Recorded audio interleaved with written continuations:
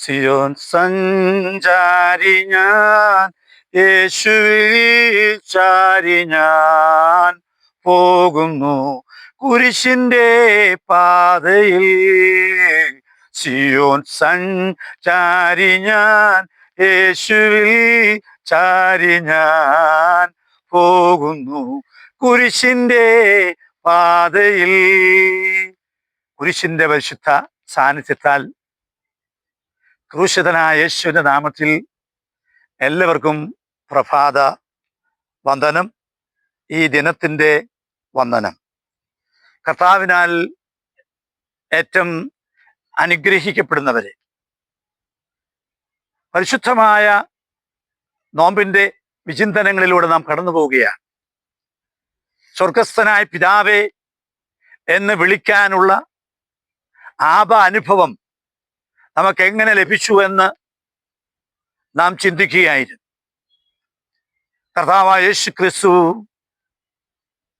തൻ്റെ പിതാവിനോടുള്ള സമാനത നിലനിർത്തേണ്ട കാര്യമായി പരിഗണിക്കാതെ ദാസന്റെ വേഷം ധരിച്ച് ദാസന്മാരിൽ ദാസനായി തീർന്നുകൊണ്ട് അവിടെ നമ്മുടെ ഭാരങ്ങൾ ഏറ്റെടുത്ത് തൻ്റെ പിതാവിനെ നമുക്ക് കാണിച്ചു തന്നു.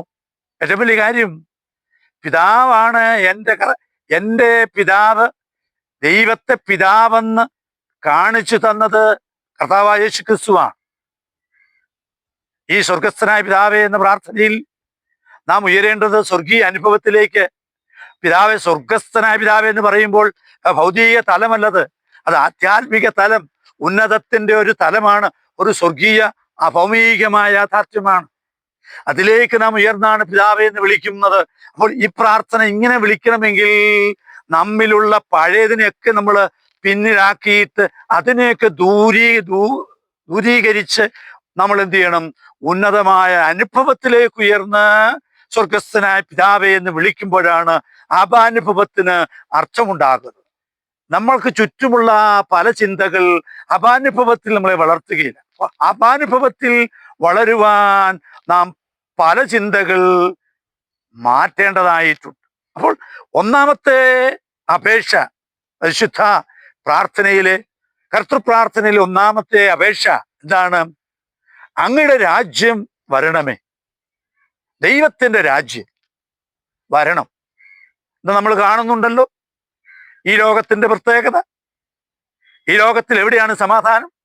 അനീതി, അക്രമം, തെറ്റാണ് ശരിയെന്ന് പറയുന്ന ലോകം, തിന്മയാണ് നന്മയെന്ന് പറയുന്ന ലോകം, മാതാപിതാക്കളെ സ്നേഹിക്കാത്ത ലോകം, ഞാനാണു ദൈവമെന്ന് ചിന്തിക്കുന്ന താൻ പോരുമയുടെ ലോകം, അഹങ്കാരത്തിൻ്റെയും തിന്മയുടെയും ഭൗതിക സുഖങ്ങളുടെയും അതിപ്രസരത്തിൽ എല്ലാം അതിമറന്ന് ജീവിക്കുന്ന, കുടിച്ച് തകർന്നു പോകുന്ന ജീവിതങ്ങൾ, അസ്വസ്ഥമായ ജീവിതങ്ങൾ, ലൈംഗിക അരാജകത്വം സമൂഹത്തെ നശിപ്പിക്കുകയാണ്. മദ്യപാനത്തിന്റെ ആസക്തി ലോകത്തെ തകർക്കുകയാണ്. ഈ ലോകത്തിൻ്റെതായ തിന്മകൾ അനവധിയാണ്.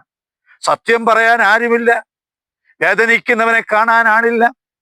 എല്ലാവരും വചനം പറയുന്നത് പോലെ അവരവരുടെ സുഖം അന്വേഷിക്കുകയാണ്.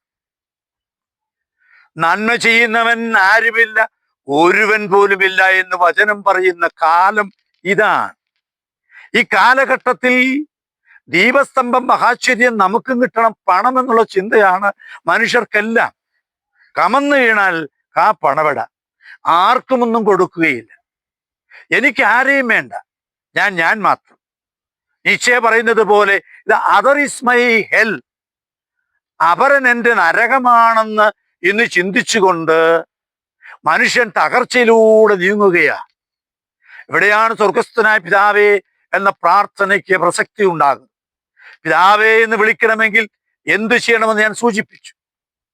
ആ പിതാവേ എന്ന് വിളിക്കുന്ന അനുഭവമാണ് നമുക്ക് ആവശ്യമായിരിക്കുന്ന എന്ത്? അവിടുത്തെ രാജ്യം വരണമെന്ന് പ്രാർത്ഥിക്കാനുള്ള യോഗ്യത.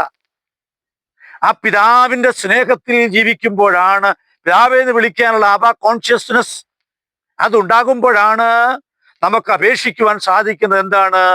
അപേക്ഷിച്ചാൽ ഉപേക്ഷിക്കാത്ത ദൈവത്തിന് മുമ്പിൽ അവിടുത്തെ രാജ്യം വരണമേ, അവിടുത്തെ രാജ്യം വരണം.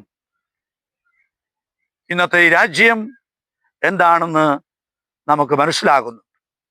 അല്പമായി ചിന്തിച്ചു. അടുത്ത വിചിന്തനം അടുത്ത ദിവസം നമുക്ക് കേൾക്കാം. ദൈവം അനുഗ്രഹിക്കട്ടെ.